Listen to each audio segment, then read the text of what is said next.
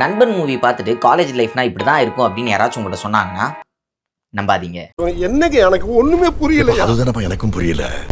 நீங்கள் காலேஜில் எந்த டிபார்ட்மெண்ட்டாக இருந்தாலும் இந்த வீடியோவை முழுசாக பார்த்தீங்கன்னா உங்கள் காலேஜ் லைஃப் 2-3 வருஷத்தோட ஒரு சர்வைவல் கிட்டாவே இந்த வீடியோ இருக்கும். இந்த வீடியோவை நான் ஏன் முழுசாக பார்க்கணும் அப்படின்னு கேட்டிங்கன்னா, நான் இப்போ தான் ரீசெண்டாக கிராஜுவேட் ஆயிருக்கேன். So I have a pretty much knowledge about how college and things work. So நான் தாராளமாக பேசலாம் தான் நினைக்கிறேன். என்னோட பர்சனல் ஸ்டோரியை நான் ஷேர் பண்ணுறேன் அண்ட் லாஸ்ட்டாக நான் ஒரு விஷயத்தை ஹைலைட்டடாக சொல்கிறேன். கடைசி வரைக்கும் இந்த வீடியோ பாருங்க. ஆரம்பிக்கலாமா?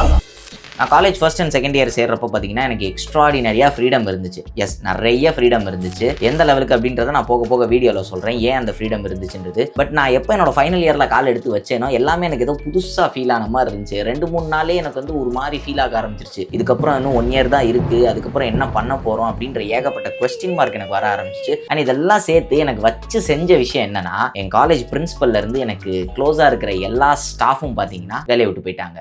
அதுக்கு நான் என் காலேஜ் தான் ரீசன், இல்லை அவங்களோட பர்சனல் ரீசன், அதெல்லாம் நான் இங்கே கொண்டு வரல. பட் வேலையை விட்டு போனனால எனக்கு ஏதாவது ஒன்றுனா டக்குன்னு வேலை நடக்கும் பார்த்தீங்களா, அந்த வேலை அப்படியே நின்றுச்சு. பிரின்சிபல் கொண்டு மாறிட்டாரு. So I have to prove myself again who I am. நான் என்னென்னலாம் பண்ணியிருக்கேன் அப்படின்ற எல்லாத்தையும் கொண்டு போய் நான் புது ஹெச்ஓடி, புது ஸ்டாஃப், புது பிரின்சிபல் எல்லார்ட்டையும் கொண்டு போய் காட்ட வேண்டியதாக இருந்துச்சு. ஆனால் அவங்ககிட்ட இருந்து நான் இதுக்கப்புறம் பண்ணக்கூடிய விஷயங்களுக்கு பர்மிஷன் கேட்கறதுக்கே எனக்கு ஒரு சேலஞ்சிங்கான விஷயமா இருந்துச்சு. மற்ற காலேஜ் மாதிரி நிறைய ரெஸ்ட்ரிக்ஷன்ஸ் வச்சா கூட ஃபாலோ பண்ணிட்டு போயிடலாம். பட் 2 வருஷம் நான் ஒரு மாதிரி இருந்துட்டு 3ஆவது வருஷம் அப்படின்றப்ப எனக்கு கொஞ்சம் கஷ்டமா இருந்துச்சு. புதுசாக ஃப்ரெண்ட்ஸ் எல்லாம் வேற மாதிரி பிஹேவ் பண்ண ஆரம்பிச்சிட்டாங்க, புது ஸ்டாஃப்லாம் வேற மாதிரி வந்து ஒரு மாதிரி பார்க்க ஆரம்பிச்சிட்டாங்க. எனக்கு அதெல்லாம் ரொம்ப கடுப்பாக தான் இருந்துச்சு. பட் சமம் இந்த ப்ராப்ளம் எல்லாமே இருந்தாலும் அதெல்லாம் ஒரு ப்ராப்ளமாக பார்க்காம இது ஒரு ஃபேஸ், இப்படி தான் இருக்கும் லைஃப்ல. வந்து புதுசாக ஒரு பர்சனை மீட் பண்ணும்போது இப்படி தான் இருக்கும், நீ எல்லா இடத்துலையும் ப்ரூவ் பண்ண ட்ரை பண்ணிட்டு இருக்க முடியாது அப்படின்னு சொல்லி அந்த டைம்ல நான் நிறைய புக்ஸ் படிச்சுக்கிட்டு இருந்தனால எனக்கு வந்து கொஞ்சம் ஃபிலாசபிக்கல் தாட்ஸ்லாம் வர ஆரம்பிச்சிருச்சு. பட் சம்ஹவ் இது எங்கே போய் முடிஞ்சிருச்சு அப்படின்னா, நிறைய விஷயங்கள் நிறைய ஸ்கேம்ஸ்ல கொண்டு போய் விட்டுருச்சு. அண்ட் எக்ஸ்பெக்டேஷன்ஸ் விசஸ் ரியாலிட்டின்னு சொல்லுவாங்களா, அந்த மாதிரி கதையா இது ஆகி போயிடுச்சு. இந்த வீடியோவில் நான் அடி வாங்கினது எங்கெங்க அப்படிலாம் நான் பேசி அதுக்கப்புறம் என்னென்னலாம் பண்ணலாம், பெட்டர் வேலை இருக்கலாம், காலேஜோட சர்வைவல் கிட் அப்படின்ற மாதிரி நான் ஒரு சில விஷயத்தெல்லாம் லிஸ்ட் பண்ணி வச்சிருக்கேன். ஸோ அந்த விஷயத்தை இப்போ 1 by 1 பார்க்கலாம். ஃபர்ஸ்ட் விஷயம் பார்த்தீங்கன்னா, எந்தெந்த ஈவெண்ட்ஸ் எல்லாம் உங்களுக்கு கிடைக்குதோ அது எல்லாத்தையும் தைரியமாக போய் பார்ட்டிசிபேட் பண்ணுங்க. நீங்கள் வின் பண்ணுறீங்களோ இல்லையோ அப்படின்றது இங்கே மேட்ரே கிடையாது. நீங்கள் பார்ட்டிசிபேட் பண்ணுங்க. பிகாஸ் உங்களுக்கு என்ன வரும் அப்படின்றதே வந்து நீங்கள் அங்கே போனால் தான் உங்களால் கண்டுபிடிக்க முடியும். ஃப்ரீ ஈவெண்ட்டாக இருந்தால் கண்ணை மூடிட்டு போயிருங்க. அது ஒரு பெய்டு ஈவெண்ட் 150, 200, 300 பே பண்ண வேண்டியதாக இருந்துச்சுன்னா உங்களுக்கு எது சூஸ் பண்ண வேண்டியமோ அந்த டாப்பிக்கை சூஸ் பண்ணிட்டு அதில் போய் நீங்கள் பார்ட்டிசிபேட் பண்ணி உங்களுக்கு அது வருதான்றதை டெஸ்ட் பண்ணி பார்த்துருங்க. அது ஏன் சொல்கிறேன் அப்படின்னா, என் காலேஜில் நிறைய ஃப்ரீடம் இருந்துச்சுன்னு சொன்னேன் பார்த்தீங்களா. நான் இந்த மாதிரி எக்கச்சக்க ஈவெண்ட்ஸ்க்கு போயிட்டேன். நேஷனல் லெவல்லேருந்து இன்டர்நேஷனல் ஈவெண்ட்ஸ் வரைக்கும், ஐஐடி மெட்ராஸ்லேருந்து ஐஐடி பாம்பே வரைக்கும் நான் எல்லா இடத்துலையும் போயிட்டு வந்துட்டேன். ஸோ இது வந்து என்னோட காலேஜில் எனக்கு ஃப்ரீடம் இருந்தனால எனக்கு இது பண்ணுறதுக்கு கொஞ்சம் ஈஸியாக இருந்துச்சு. பட் இதெல்லாம் பண்ணனால தான் நான் யார், எனக்கு என்ன வரும், எதில் எனக்கு இன்ட்ரெஸ்டட் அப்படின்றதே வந்து என்னால் ஃபிகர் அவுட் பண்ணவே முடிஞ்சுச்சு. இது ஒரு சிம்பிளாக சொல்லுவாங்க, நெட்வொர்க்கிங் இஸ் நெட்வொர்க் அப்படின்றது மாதிரி சொல்லுவாங்க. ஸோ இதை வந்து நீங்கள் தைரியமாக ஃபாலோ பண்ணுங்கள். எதையுமே நீங்கள் கண்டுக்காதீங்க, ஜஸ்ட் கோ அண்ட் பார்ட்டிசிபேட். இது ரொம்ப ரொம்ப முக்கியம். இது ஏன் அப்படின்னா, நீங்க ஃபைனல் இயர் விட்டு வெளில வரும்போது தான் தெரியும் ஒண்ணுமே நம்ம பண்ணலையே அப்படின்ற மாதிரி ஃபீல் பண்ணிடக்கூடாது. இது நான் நிறைய வீடியோலையும் உங்கள்கிட்ட சொல்லியிருக்கேன். 2வது விஷயம் பார்த்தீங்கன்னா, பிளேஸ்மெண்ட்னு சொல்லிட்டு ஃபைனல் இயர்ல உங்களுக்கு ஒரு ஸ்கேம் பண்ணுவாங்க. 100% பிளேஸ்மெண்ட், 95% பிளேஸ்மெண்ட் அப்படின்னு சொல்லிட்டு நிறைய காலேஜஸ், அது Tier 1 காலேஜா இருக்கட்டும், 2ஆ இருக்கட்டும், 3ஆ இருக்கட்டும், எல்லா காலேஜஸும் இது வந்து பண்ணிட்டு தான் இருப்பாங்க. பட் இது எல்லாமே பார்த்தீங்கன்னா ஒரு மார்க்கெட்டிங் கிமிக் அப்படின்றது வந்து மனசில் வச்சுக்கோங்க. எந்த காலேஜும் பிளேஸ்மெண்ட் 100% எல்லாம் வந்து பண்ணவே பண்ணாது. ஏன் அப்படின்னா, பிளேஸ்மெண்ட்ஸில் ஒரு கம்பெனி வருதுனாலே அவங்க என்ன கிரைட்டீரியா வச்சிருப்பாங்கன்னா, அரியர் இருக்கக்கூடாது. அரியர் இருக்கக்கூடாதுன்னா கரண்ட்ல அரியர் இருக்கக்கூடாதுன்னு இல்லை, நீங்கள் முன்னாடியே அரியர் வச்சு கிளியர் பண்ணியிருந்தாலும் அரியர் கணக்கில் தான் அது வரும். ஸோ அரியர் வச்சு கிளியர் பண்ணுற கணக்கே அங்கே இருக்கக்கூடாதுன்னு சொல்லி சில கம்பெனி உங்களை ரிஜெக்ட் பண்ணிட்டு போயிடுவான். சில கம்பெனி என்ன பண்ணுவான்னா, 8.5 CGPAக்கு மேலே இருக்கணும், 8 CGPAக்கு மேலே இருக்கணும், 7.5 CGPAக்கு மேலே இருந்தால் தான் எடுப்பேன் அப்படின்ற மாதிரிலாம் உங்களுக்கு சொல்லுவான். ஸோ இதுலேயே பாதி பேர் ரிஜெக்ட் ஆயிடுவாங்க. இதுல எங்க இந்த காலேஜ் வந்து உங்களுக்கு 100% பிளேஸ்மெண்ட்ஸ் கொடுக்கும். நான் என் காலேஜ்னு சொல்லல, மேக்ஸிமம் 95% ஆஃப் எல்லா காலேஜும் வந்து அப்படிதான் இருக்கு. ஈவன் நம்ம அக்கா யூனிவர்சிட்டி எடுத்தா கூட அப்படிதான் இருக்கு. சிரிக்கிற அக்கா யூனிவர்சிட்டியாவது ஈவன் அது ஐஐடிலையும் ஐஐஎம்லையும் கூட நடந்துகிட்டு தான் இருக்குது. அத்தனை லட்சம் செலவு பண்ணி படிக்கிறவங்களுக்கு கூட பிளேஸ்மெண்ட்ஸ் வந்து இப்போ நிறைய பேர் கிடைக்கிறது இல்லை. ஸோ பிளேஸ்மெண்ட்ஸ் 100% சொல்லிட்டு எல்லாம் ஒரு காலேஜில் போய் சேராதீங்க. அது பியூர் மார்க்கெட்டிங் ஸ்கேம்ஸ் தான் அதெல்லாம். தேங்க்ஸ்பா. அதுக்கப்புறம் பார்த்தீங்கன்னா ரொம்ப ரொம்ப முக்கியமான ஒன்று, college friends are not real friends. அவங்க வந்து ஒரு டெம்பரவரியாக அவங்களோட ஒரு ஃபேஸில் வந்துட்டு போவாங்க. அஃப்கோர்ஸ் சில பேர் வந்து ரொம்ப லாயலாக கிடைக்கிறதெல்லாம் ரொம்ப ரேரு. அப்படி கிடைச்சிட்டாங்கன்னா கூட வச்சிருங்க. இது ஏன் சொல்கிறேன் அப்படின்னு பார்த்தீங்கன்னா, அவங்களோட பிஹேவியரும் கேரக்டரும் ரொம்ப ரொம்ப மாறிக்கிட்டே இருக்கும். அண்ட் உங்களுக்கு ஒரு விஷயம் பிடிக்கல அப்படின்னா தயவு செஞ்சு நோ சொல்ல பழகுங்க. ஏன் சொல்கிறேன்னா, காலேஜில் தான் நீங்கள் நிறைய விஷயத்துக்கு பேட் ஹேபிட்ஸ்க்கு வந்து எக்ஸ்போஸ் ஆக ஆரம்பிப்பீங்க. சரக்கு அடிக்கிறதுலேருந்து தம் அடிக்கிறதுலேருந்து எல்லாமே காலேஜில் நிறைய ஈஸியாக எக்ஸ்போஸ் ஆக ஆரம்பிக்கும். உங்களுக்கு சரியான ஃப்ரெண்ட்ஸ் இல்லை, உங்களுக்கு ஒரு விஷயம் மாறலாம் எத்திக்கலா நீங்க அதை அக்செப்ட் பண்ணிக்க மாட்டீங்க அப்படின்னா தைரியமா நோ சொல்லிட்டு வெளியில வர்றதுக்கு யோசிக்கவே யோசிக்காதீங்க. க்ளோஸ் ஃப்ரெண்ட்னு சொல்லி 2 பேர் சுத்திக்கிட்டு இருப்பாங்க, திடீர்னு பார்த்தா சண்டை போட்டு போயிருவாங்க. இது நான் என் கண்ணு முன்னாடியே நிறையவே பார்த்திருக்கேன். பிகாஸ் நான் வந்து ரொம்ப க்ளோஸா பழகக்கூடியவங்க 2 பேர் வந்து பாத்தீங்கன்னா கிட்டத்தட்ட வந்து ஹஸ்பண்ட் அண்ட் ஒய்ஃப் மாதிரி இருந்தாங்க. அப்புறம் பாத்தீங்கன்னா பிரிஞ்சுட்டாங்க 2 பேருமே. கொஞ்ச நாள் சண்டை போடாம இருந்தாங்க. கொஞ்ச நாள் கழிச்சு பார்த்தா 2 பேரும் ஒரே பைக்ல போறாங்க. இதெல்லாம் நடக்க தான் செய்யும். College friends are not real friends, they are just temporary அப்படின்றத வந்து புரிஞ்சுக்கோங்க. சில நல்ல ஃப்ரெண்ட்ஸ் கிடைப்பாங்க. உங்களுக்கு மாறலாம் எத்திக்கலா எது வேல்யூவா படுதோ அவங்க கிட்ட போய் தாராளமா சேருங்க. ரொம்ப ரேரா இருக்கும், அதெல்லாம் அந்த 1% இருக்கும். ஸோ அந்த மாதிரி ஃப்ரெண்ட்ஸ் கூடயே சுத்த பழகுங்க. ரொம்ப ராங்கான வேலை போயிடாது. பிளேஸ்மெண்ட் ஸ்கேம்னு நான் ஒன்று சொன்னேன் பார்த்தீங்களா, அதோட இந்த ஸ்கேமையும் ஆட் பண்ணிக்கோங்க. Internship scam. இதுல வந்து உங்க காலேஜ்ல இத்தனை பேர் ஜாயின் பண்ணிட்டாங்க, இத்தனை ஹார்ஸ் தான் லெஃப்ட், இத்தனை சீட்ஸ் தான் லெஃப்ட்னு சொல்லிட்டு நிறைய நடக்கும். இதெல்லாம் தயவு செஞ்சு எதுவுமே நம்பிடாதீங்க. அதே மாதிரி இன்டர்ன்ஷிப்புக்கு வந்து முதல் நீங்க பே பண்ணுங்க அப்படின்னு சொன்னா அதுல போய் விழுந்துடாதீங்க. ஏன்னா நான் வந்து கிட்டத்தட்ட ஒரு 4000 ரூபா 3999 ரூபா மட்டுமே சொல்லிட்டு ஒரு இன்டர்ன்ஷிப்புக்கு நான் போய் ஃபால் ஆக வேண்டியவன் செகண்ட் இயர்லயே. பட் எனக்கு சம்பவம் அது வந்து ஃபேக்கா இருக்குமோன்ற ஒரு டவுட் வர ஆரம்பிச்சிருச்சு. அதுல வந்து என்னென்ன பண்ணாங்கன்னா அந்த சர்டிபிகேட்ல வந்து ஐஐடி பாம்பேவோடது இருந்துச்சு, ஐஐஎம் பாம்பே இருந்துச்சு. என்னடா அது இவ்வளவு பெரிய இன்டர்ன்ஷிப்பா நமக்கா அப்படின்ற லெவலுக்கு அது ஃபீல் ஆச்சு. ஸோ தயவு செஞ்சு இந்த மாதிரி இன்டர்ன்ஷிப் ஸ்கேன் எல்லாம் பாத்தீங்கன்னா ரொம்ப அவாய்ட் பண்ணிக்கோங்க.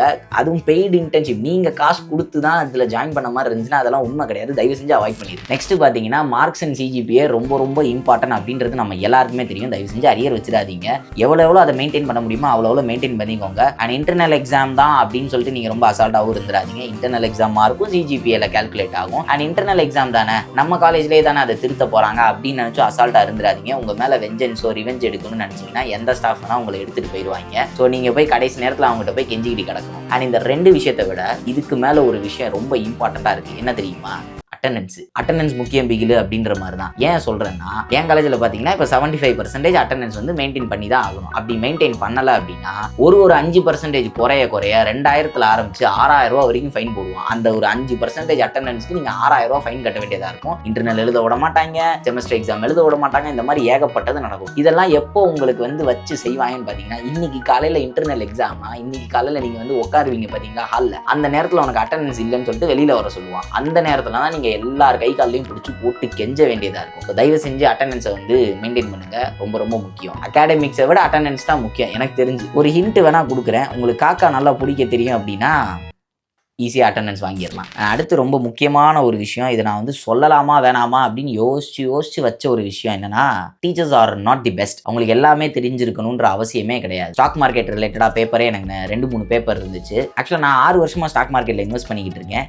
சில பேசிக்ஸ் வந்து எனக்கும் தெரிஞ்சிருக்கும் பார்த்தீங்களா. அந்த பேப்பரில் அவங்க எடுக்கிற சப்ஜெக்ட் பார்த்தீங்கன்னா அவங்களுக்கே தெரியாது, பட் ஏதோ ஒன்று எடுத்துகிட்டு போயிடுவாங்க. பட் somehow நான் வந்து பார்த்தீங்கன்னா ஒரு முட்டாள் மாதிரி அங்கே ஆக்ட் பண்ண வேண்டியதாக இருக்கும். ஏன்னா எனக்கு அந்த விஷயம் தப்பு, அந்த விஷயம் ஆக்சுவலாக தப்பாக தான் இருக்கும். ஆனால் அவங்க வந்து அது சொல்லிட்டு போகிறப்ப நம்ம அதை அக்செப்ட் பண்ணி தான் ஆகணும். நம்ம வந்து போயிட்டு நீங்கள்லாம் தப்பாக சொல்கிறீங்க அப்படின்ற மாதிரிலாம் சொல்ல முடியாது. பிகாஸ் எனக்கு வந்து அவங்க ஹெச்ஓடி வேறு. ஸோ நான் அந்த நேரத்தில் பார்த்து கொஞ்சம் நடந்துக்க வேண்டியதாக இருந்துச்சு. அண்ட் சில விஷயம் பார்த்தீங்கன்னா ஸ்டாஃபுக்கு வந்து ஈகோ இருக்கும். அவங்க ஒரு தப்பு பண்ணிட்டாங்கன்னா, மேம் இது பண்ணாதீங்க, சார் இது பண்ணாதீங்க, இது தப்பு, இது நீங்கள் சொன்னது தப்பு அப்படின்னு நம்ம போய் சொன்னாலே என்னையவே நீ குறை சொல்றியா அப்படின்ற லெவலுக்கு இதெல்லாம் போகும். உங்களுக்கு ஓகேன்னு தெரிஞ்சால் மட்டும் அதை அக்செப்ட் பண்ணுங்க. இல்லைனா கம்ப்ளீட்டாக ஒரு டீச்சர்ஸ் எல்லாம் பிலீவ் பண்ணிட்டு இருக்கவே இருக்காதீங்க. அது வந்து ஏதாவது ஒரு இடத்துல கொண்டு போய் உங்களை விட்டு.